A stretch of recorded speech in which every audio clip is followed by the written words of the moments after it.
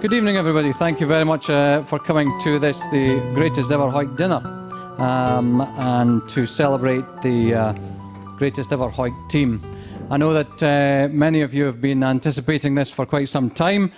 It's been a great privilege to put this evening together and to see so many smiling faces around the room, so many well-known and not necessarily so well-known faces that we're delighted to have you all here. You're all very welcome to Hawick's world-famous Mansfield Park. It is a huge honour to be involved in this.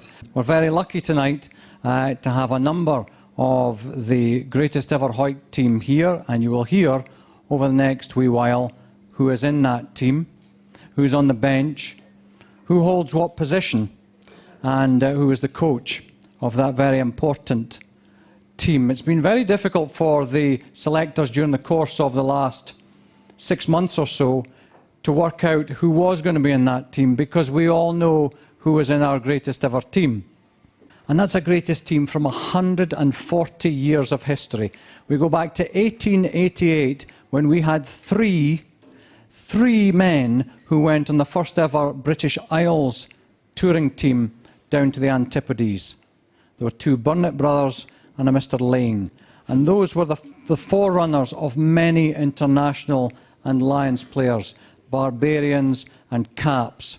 People who refereed for Scotland, who were presidents of the Scottish Rugby Union, have all come from this small border town, a great old town. And we're going to find out now and shortly who are the greatest of the men who have played. Now, of course, that's subjective.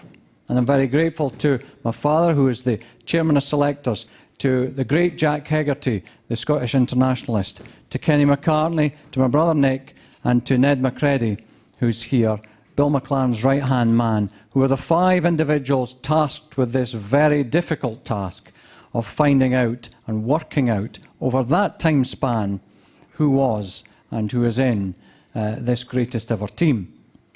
The first person to be presented tonight is the coach of Hawick's greatest ever team, and that's Derek Grant.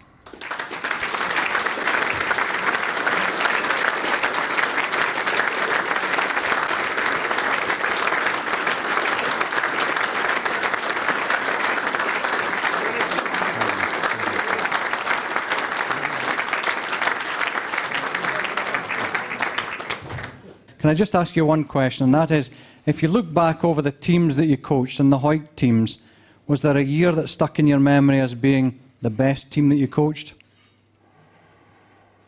No, they were all good. The most enjoyment I got, I think, was when we won the league and won all our games, and we beat West of Scotland, stuffed them, because they'd beaten us previously two years in a row. And it was most satisfying. We really took them apart that year.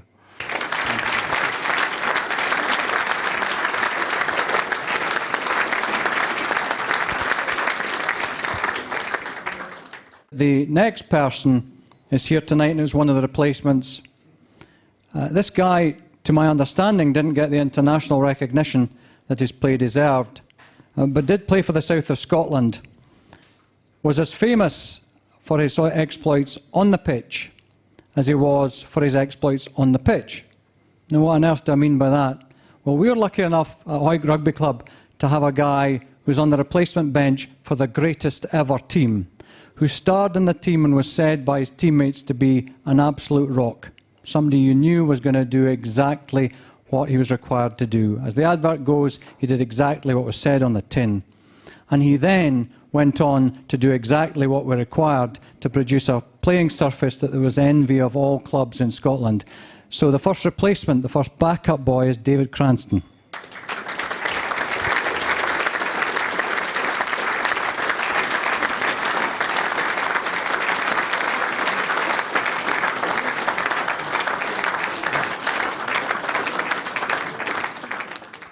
Time here at Hawick has been split between playing and being groundsman. Which was more fun? Both. Yes, I would say. I get troublemakers like you sometimes at the man of the match who give me clever answers like that. Now I'm the one that's embarrassed, David. Can you tell me, however, had you ever played on a pitch when you were a player as well presented as the ones that you presented for us to play on? Never. I'm going to end that there because I'm not going to get any better of him. Well done.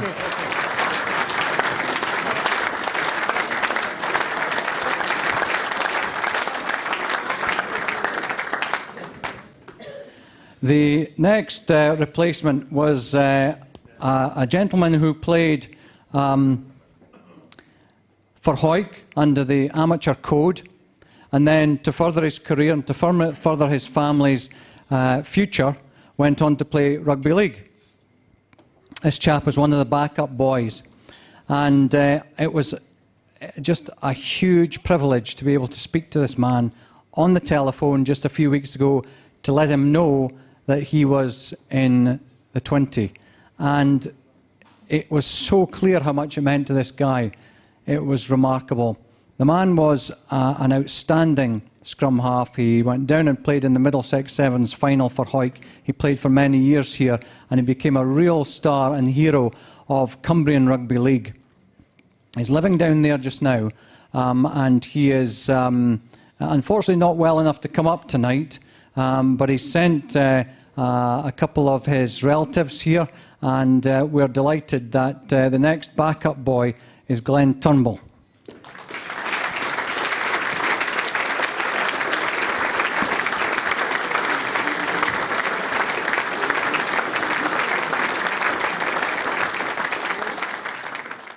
This is Stuart, who's a relative. And Stuart, can you tell us, have you spoken to Glenn, and is he pleased to be involved? Yes, he's greatly honoured to be recognised in this way.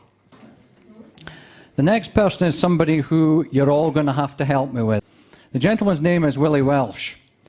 He worked hard and tirelessly in a green jersey. He went off to try and earn some money for his family down south, and he became a hero, a legend of Scottish Rugby League. He came back up and, as the legend says, apparently played for a few minutes for Hawick before the SRU, in their wisdom at that time, hauled him off the pitch and wouldn't let him play anymore because he'd played for Rugby League. So if anybody can help us trying to find the nearest relatives of Willie Welsh, would be greatly appreciative. However, Willie Welsh is one of our backup boys and deserves a round of applause.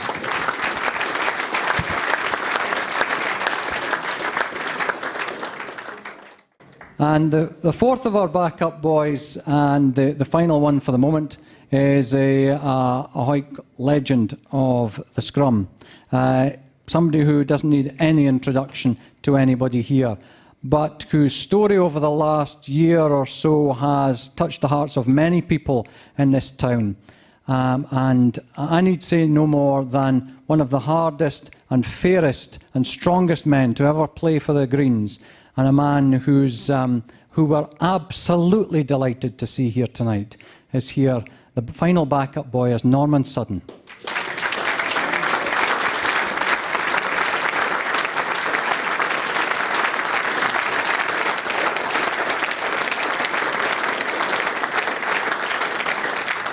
Now, Norman, as he often does, doesn't share the limelight except by passing it all on to his son Keith. And I wonder if Keith could maybe just ask her a wee question.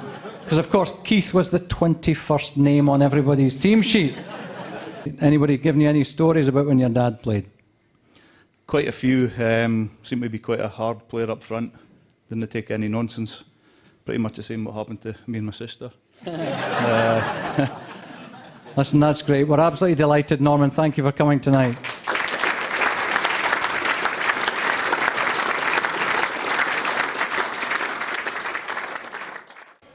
Well, Derek, just tell us what Hawick means to you. You must be really proud this evening.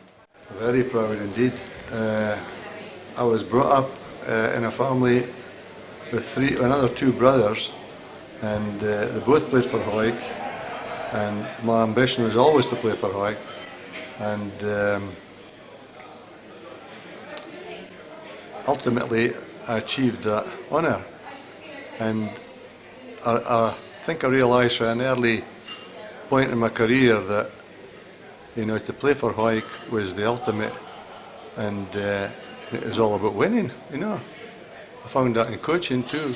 You know, if you're losing and losing and losing, then it's very hard to learn but when you win, at least the message gets through, you know, and he can develop from there. And there was some tremendous players when I first came at the Hawick side, absolute wonderful players, you know, and you can see by the way that some went to rugby league, others were capped, you know.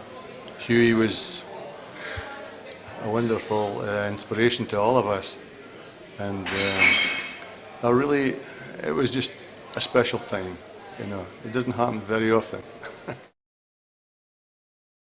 I've been honoured to present the first 5, which thankfully 3 of them were quite non-controversial, so it makes my job quite easy.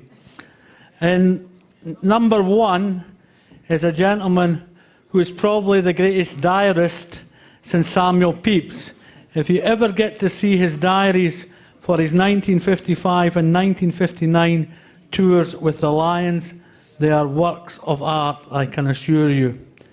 He also played 40 consecutive times for Scotland, 225 times for Hawick. He captained Hawick, and he is a past president of Hawick, and our number 1 is Hugh McLeod.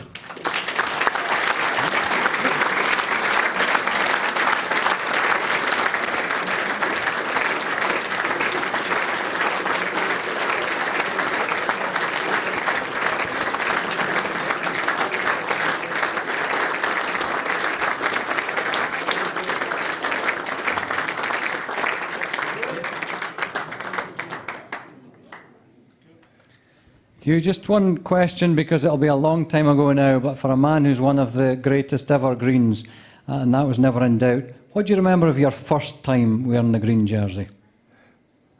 Well, as a boy who had great legends to follow, we've already mentioned a lot of names: Willie Welsh, Jerry Foster, Doug Davis. They're just a few of the boys. And you followed these boys, and that was their target. Superb, and you did it all the way up to the Lions, so that must be quite something as well. It's a long time. It's a long road. Well, you got there, and you got there with pride, and the whole town's behind you when you did it, and they are now. So thank you very much for being part of the greatest ever team, Hugh.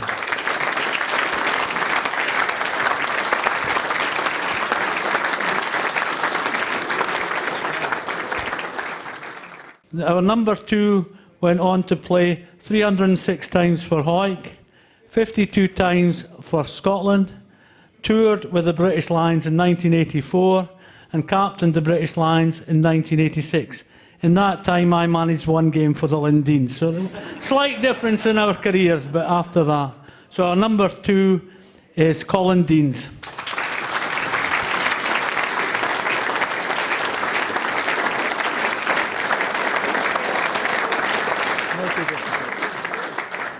Colin, you'll find out in the programme as well that not only all the good things that Ned said about you there, but also you've been selected by the selectors to be the captain of the greatest ever Hawick team. Does that mean something to you?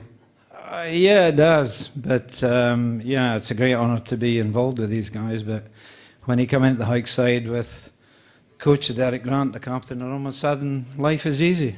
So... But yeah, it's a fantastic honour just to be here and just be involved with everybody. Well, thank you very much to our captain.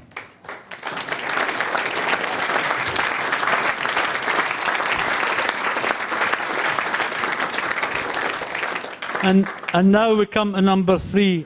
This guy achieved absolutely everything in the game of rugby union. It is unbelievable that this guy that played in the 1920s, he played 20 times for Scotland and played in more winning sides than losing sides. He played in Scotland's first ever Grand Slam winning side of 1925. He went on a Lions tour in 1924 and played in all 4 test matches. He played in the Hawick 7 that won all the 7s in 1927, and he also captained Hawick. So our number 3 is Doug Davis.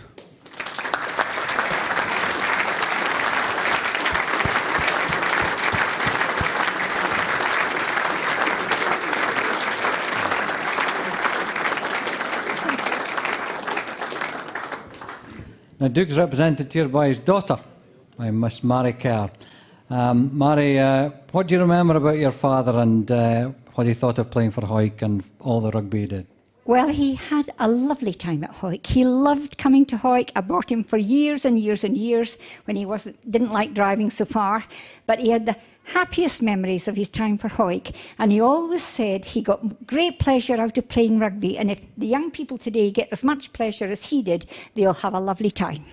Very well said. Thank you very much, Mrs. Kerr.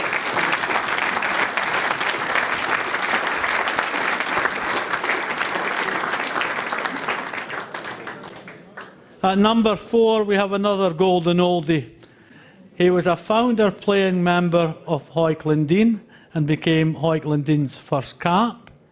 He went on to play for Scotland 23 times and captained Scotland when they played England in 1936. The amazing thing is that when you consider what modern lock forwards are like, at one time he was 6 foot tall and hit the scales at a massive 12 stone.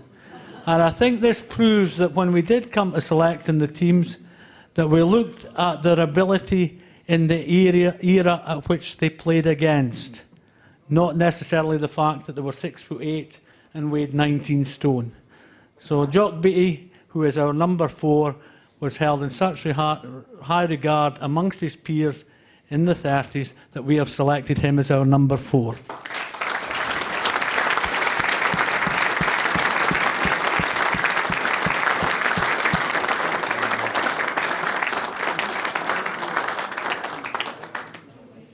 Now, Jock's represented here by his son Rob. Do you remember much about your father's playing days? Well, he played from 1929 to 36. I was born to 46. Tells you all.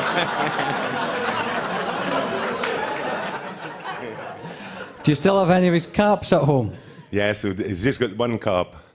No, just the one date on it. Never ever got the other dates on it. And is that something of great pride to the family? It's up at the Lindeen in the show cabinet. Excellent. Yeah. Well, thank you very much for representing your father today. Thank you.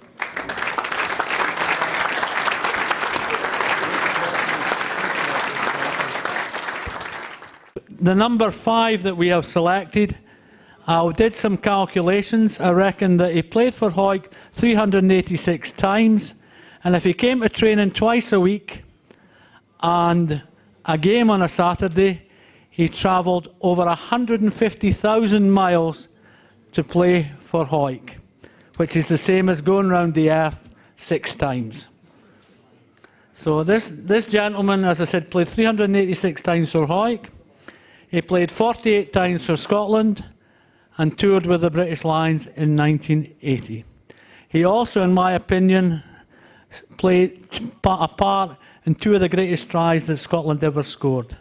In his debut international in 1976, he was one of the people involved in Alan Lawson's try against England. And when Jim Calder scored his try against Wales, when Roger Bear started the move in his own 22, this gentleman contributed to that try as well. I'm talking, of course, about Alan Toms.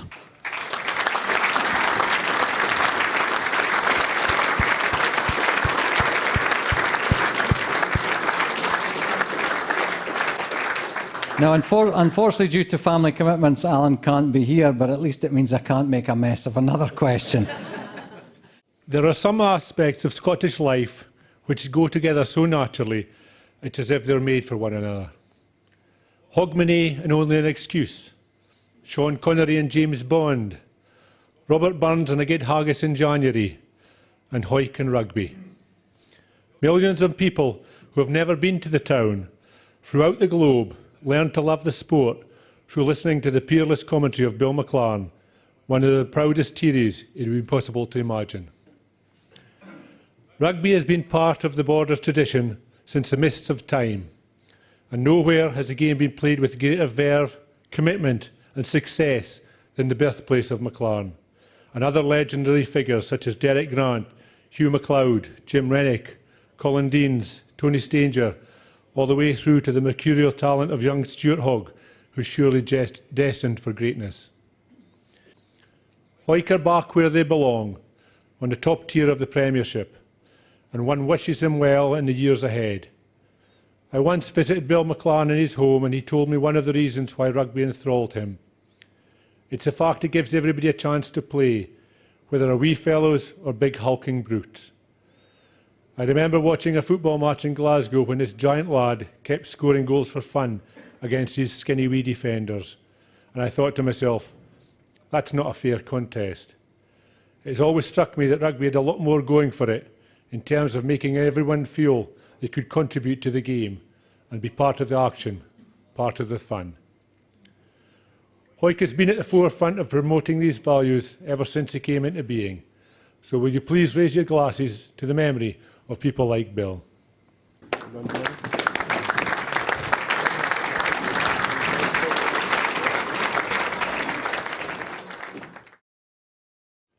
At number 6 was one of Hawick's greatest ever. He was a British Lion in 1966, a man who gave everything to Hawick over many years as a player and, as you've seen tonight, as coach of Hawick. It's my great pleasure to tell you who number 6 is for the greatest Hawick team. That's Derek Grant.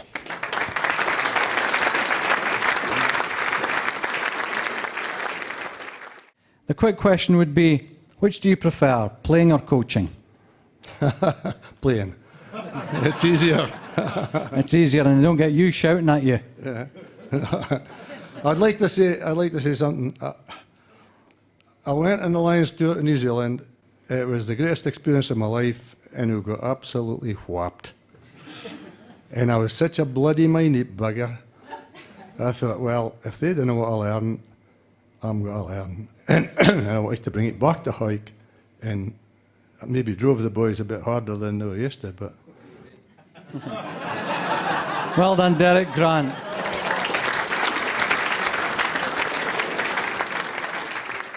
Number 7 in the greatest Hawick team is one of Hawick's greatest sportsmen. He gained recognition in both codes. He is now and was then a legend down in the town of Huddersfield. He won 15 caps as a Great Britain player, and he captained the British team to the Rugby League World Cup in 1954. From what the selectors could gather about him and ask him about, and one or two, and Feather Hegg came in here, was that this guy was an absolutely outstanding wing forward. And number 7 goes to Dave Valentine.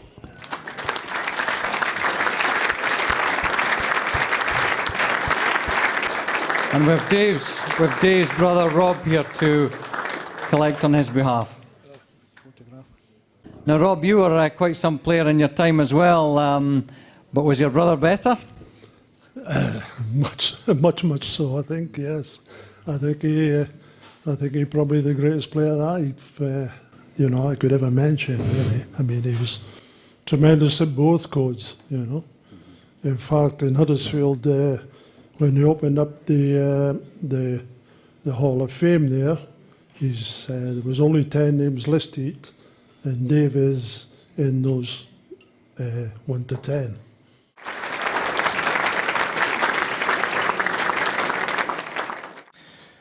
The chap that became number 8 in the greatest ever team won only 1 cap for Hawick.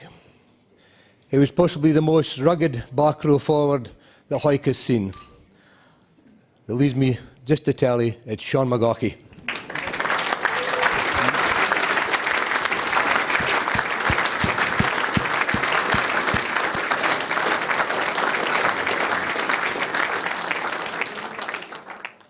Which team did you like playing most against? Probably Kelsey. Why was that? Well, they were probably the next best thing to us at the time. JJ, Paxton, Minty, really good players. They're all still feared of you, I can tell you. So Sean McGaughey.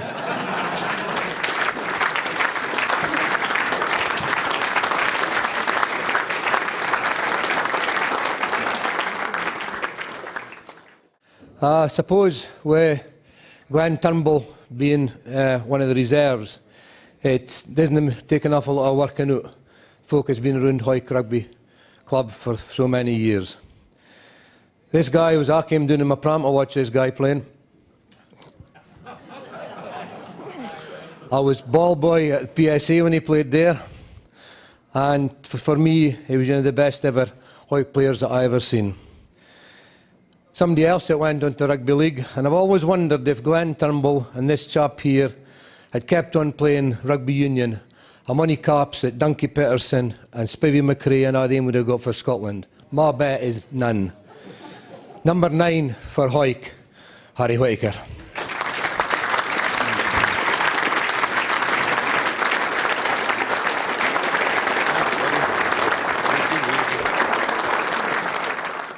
What was the difference from playing rugby union to going to league? What was the biggest difference in the game? Flat lines of defence then was the main thing. You had a flat line facing you all the time and no space to work in.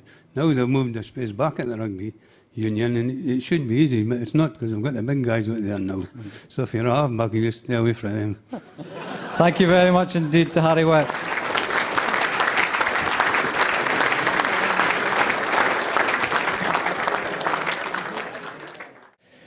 Well, the last thing for me today the night is number 10. Again, this took a long, long time to settle on. Along with Glenn Turnbull, who had the great Drew Broach, and along with the great Harry Whittaker, with the one and only, and I had the privilege to play for him for many, many years, Hawick tradesman, nephew of the great Hugh McLeod, Colin Telfer.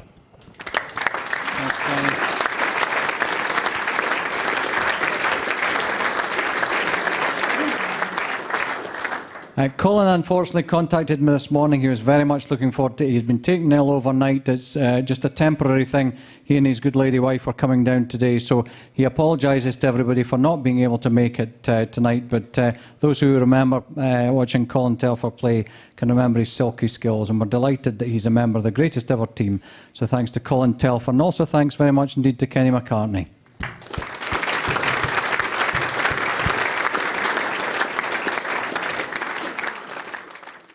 What did playing for Hawick mean to you, pulling on that green jersey? It was the ultimate. You know, I think trying to explain playing for Hawick is nigh on impossible, because to be actually able to start your rugby career with Bill McLaren, I've always said that, you know, the first time that you have a coaching session with Bill McLaren, it's bigger than Christmas Day when you're a 9-year-old. And yeah, we had a fantastic start because of sort of Bill McLaren, and you know, it's just tradition. It's just the tradition that makes it so important. And so just desperate that you want that green jersey, and pulling on, you know, the blue jersey of Scotland is special, but you know, I don't think it's as good as that green jersey that yeah, we're lucky enough to pull on. As all my fellow selectors have said, it's been a very interesting few evenings spent at my father's house discussing all the positions, and I think it says a lot for this wonderful club how difficult it was to pick every single position, and no doubt there'll be some debate afterwards. And looking at 15, there's no difference there. We've had some fantastic players over the years, some great stalwarts like Davy Cranston, Jackie Gray, and many others. But the chap we've picked burst onto the scene with a fantastic solo effort try against English Saxons in 2012. Into the Scotland side, and is an amazing talent who I hope we'll see in a Scottish jersey, whether it's 15 or 10 or whatever, for many years to come. And his recent British Lions success, and number 15, the greatest ever team, is Stuart Hogg.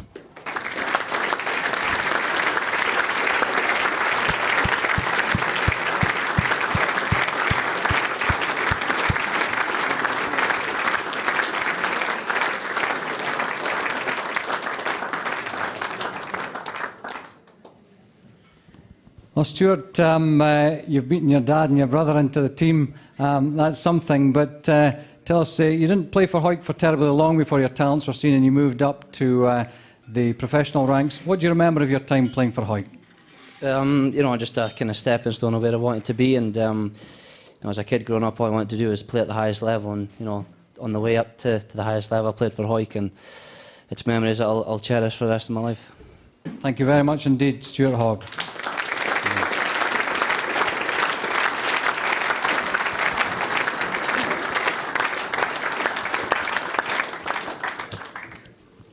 And we're now going to move on to Our left winger. This chap was born in 1890, and there's now sadly nobody alive who remembers the man.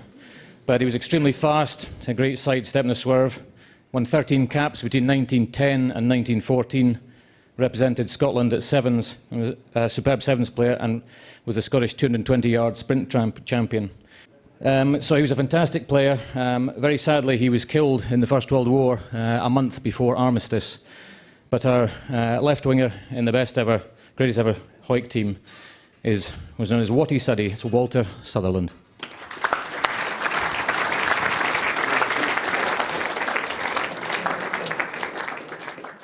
Walter's represented by his great-grand-nephew, Stuart Oliver.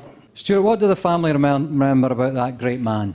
Just a tremendous player, and I think next year it's going to be 100 years since he last played for Hawick in Scotland. So for the family, it's just a tremendous thing to see him recognised like this after all that time. That's a heartwarming story. Thank you very much indeed for representing the great man.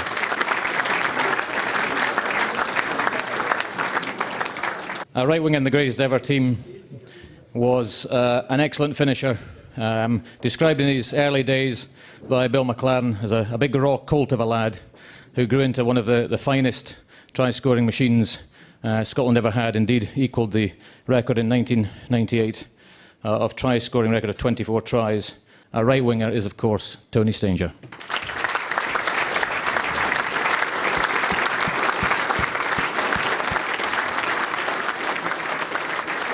I'm sure all of us want to know whether it was the grass or your thigh that you grounded the ball on against England in that famous game. But we're not going to ask you that because we're on the telly, so we don't really want to know the answer to that. But you're involved now in a different level. You're involved up at the Institute up in Stirling. Are you involved much in rugby in that? And what do you hope to bring back to Scottish sport by what you're doing? My role is a talent manager, so it's about how can we help young athletes in Scotland aspire to be world class. And what I love about it is I think that's the environment I grew up in. You know, I remember vividly being a 15-year-old thinking there's so many quality players in Hawick, there's no way I'll be good enough to play in the Hawick team. I think the guys who are in the team and lucky enough to be in this team, it's because of the quality of players we had round about us. They push you on to be better and better. So if we could create more Hawick environments throughout the rest of the country in different sports, I think Scotland will go a long way to being punching above their weight in world sport. Very eloquently put, the great hero of mine, Tony Stanger.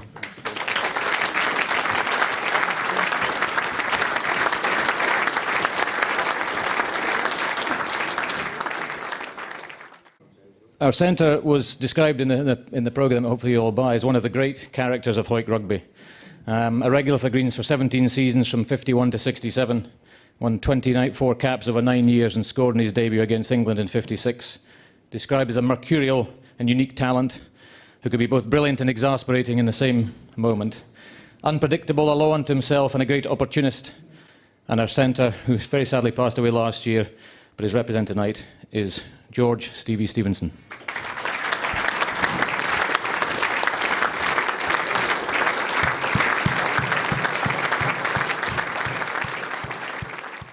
So Jessie, your memories of George playing in a green jersey? A lot, yes. He sounds to have been a real character on the pitch. Yes, at one time, people always remark on he was taking a kick and he placed the ball. And of course the Hawick crowd said, he'll never get that over. So he went forward and he changed it. He says, will that do now? He sounds like he was a handful on and off the pitch, but a great man and a great entertainer. We're delighted that he's part of the team. Thank you very much.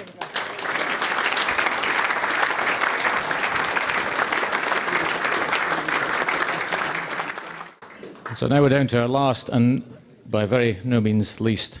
Won 52 caps between 72 and 84, toured with the British Lions in South Africa in 1980. He's described very aptly in here, was quite simply a rugby genius. And the last line when you read this, I think, is something that I know many of us will share and is true to the core and reminds me a lot of Bill McLaren.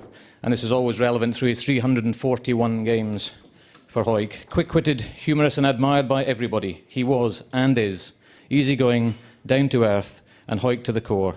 Ladies and gentlemen, the last player in our greatest ever Hawick team is Jim Renwick.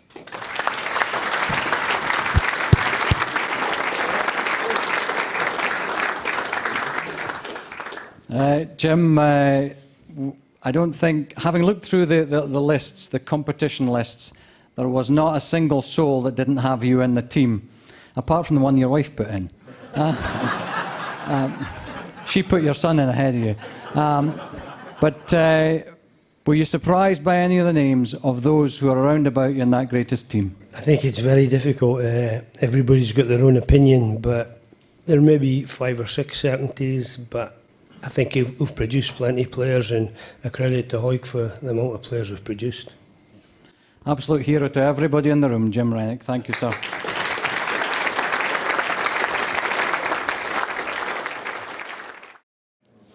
Ladies and gentlemen, a few months ago now, President Rory said, "I've got a job for you." Actually, he said you, but that didn't rhyme. To write a song about Hawick's greatest team ever, I wanted to have a go. And as usual, I failed to find the word no. So here it's coming, hard on to your seat. The sentiment's grand, if the singing's no great. And to help us out, as I sing this song, I want youngins in the chorus to sing along. Here's how it goes.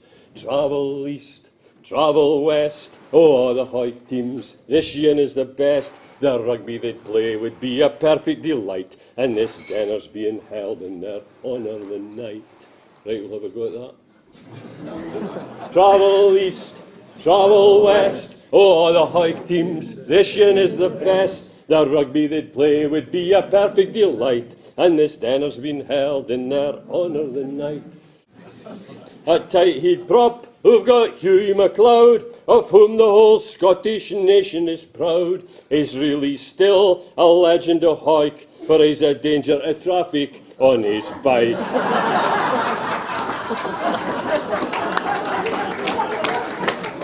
Colin Deans was the finest hooker in the world in his day, but because Fitzgerald was captain in the Lions Test, he didn't get to play. And but for South Africa's apartheid, he would have been the captain of the next Lions side. Travel east, travel west, oh, the Hawick teams, this year is the best. The rugby they'd play would be a perfect delight, and this dinner's been held in their honour the night. At the other side of our front row, we've a border farmer, tough and raw, to yield his opposing prop, he never will. He's the heart of a lion and the strength of a bull.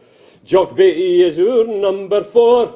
If Hawick folk didn't manage to avoid death's door, he'd come with his tape measure and get them ready to go. A good man to have in the second row. Travel east, travel west, oh, the Hawick teams, this year is the best. The rugby they'd play would be a perfect delight, and this dinner's been held in their honour the night. To get Uba in the line out to the man of fame, Yen of Hawick's Lions, Toomba's his name. He's the record holder by far for travelling to Hawick frigates over the Carter Bar.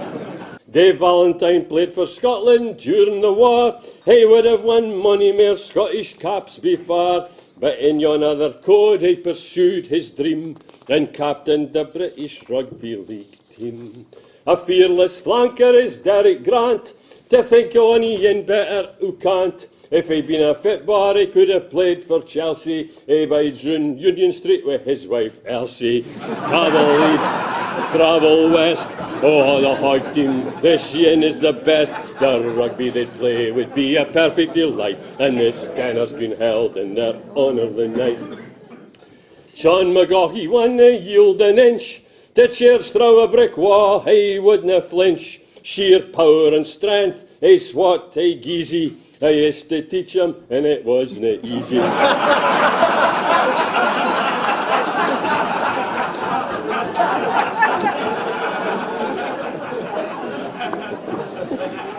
Our scrum half is young maestro Harry Witt. What he lacked in size he made up for with grit. When who had him were the envy of every club. If he got a sore leg, he'll gie a rub.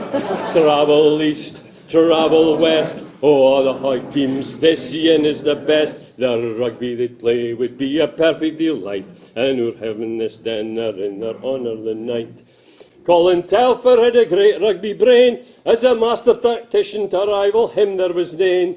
He made our 70s backs purr like a wheel-oiled machine. He went on to coach the Scottish team. What he said he is a hero of mine, a will-o'-the-wisp winger waking his way to the line. He constantly won the Mansfield crowd's applause, then laid down his life in a greater cause.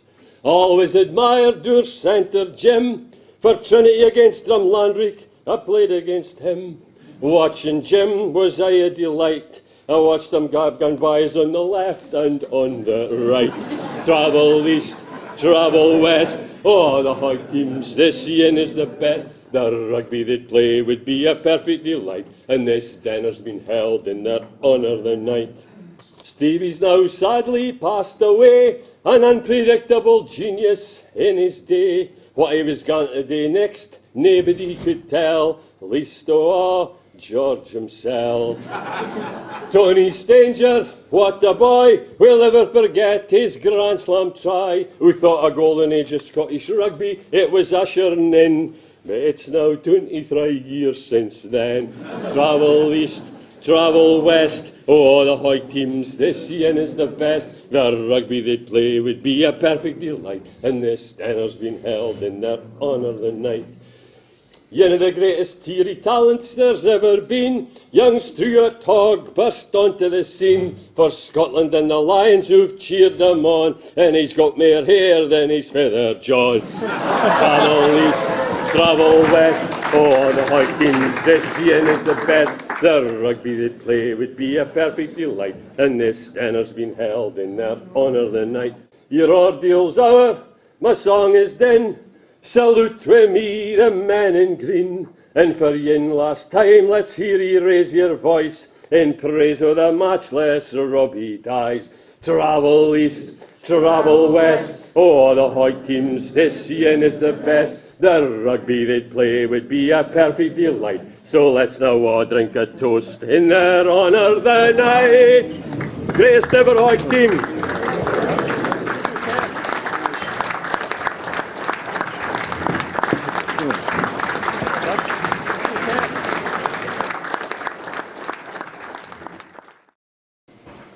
I'm sure the players chosen the night in the Hawick expressions are quite chuffed, but you'll not see them jumping about, shouting about, because that's the way it is.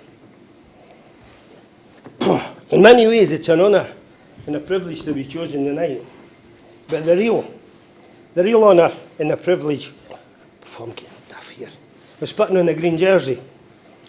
And although I can't speak for the rest of the team, it was the most important jersey I ever put on my back.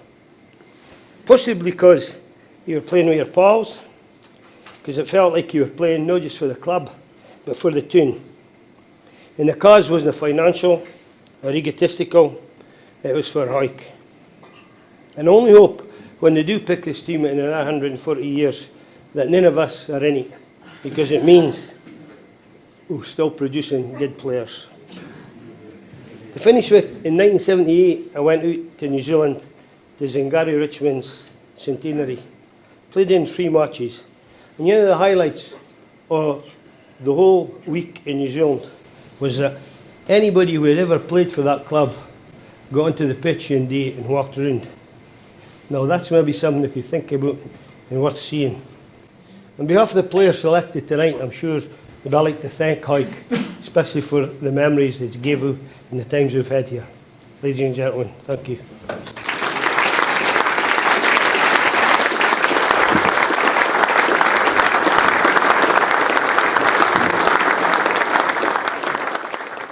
Well, Jim, what a night. It was a good night. I didn't really know what to expect, and I didn't really know if I'd enjoy it. It's maybe not the Hawick style to celebrate like that, but I must admit it was good. I enjoyed it. It was good to see so many of the boys you've not seen for a while and talk about things. Well, talk rugby really, and that's what made it enjoyable. Well, you were certainly one of the first on the list. I think everyone who entered the competition, everybody put Jim Renwick down as the number 13, and it just shows you what people think of you. Well, I think that's up to the people that vote, but I know Hawick have produced plenty of good players, and it's an honour and a privilege to have been picked, but there again, it's only someone's opinion.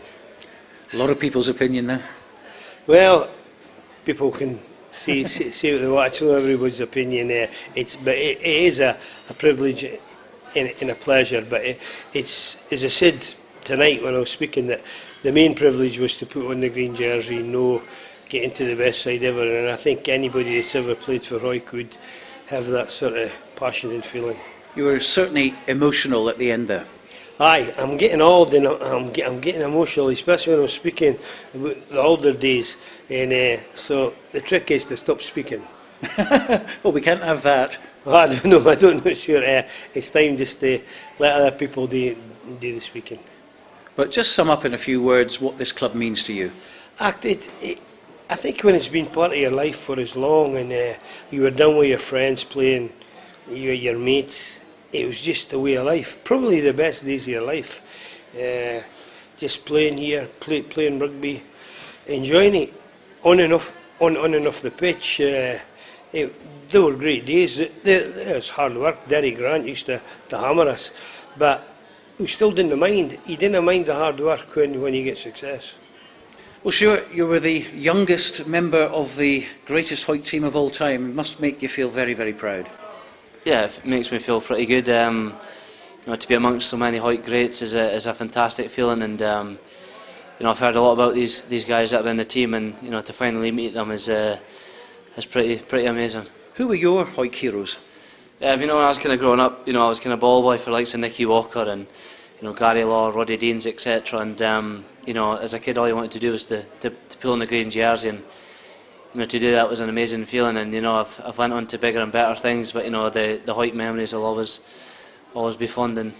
And talking of people like Rory Hutton and Neil Renwick who are in the current side, they all seem to have a great knowledge of the history of the club, 140-year history, and you know, it's just a fantastic culture at the club.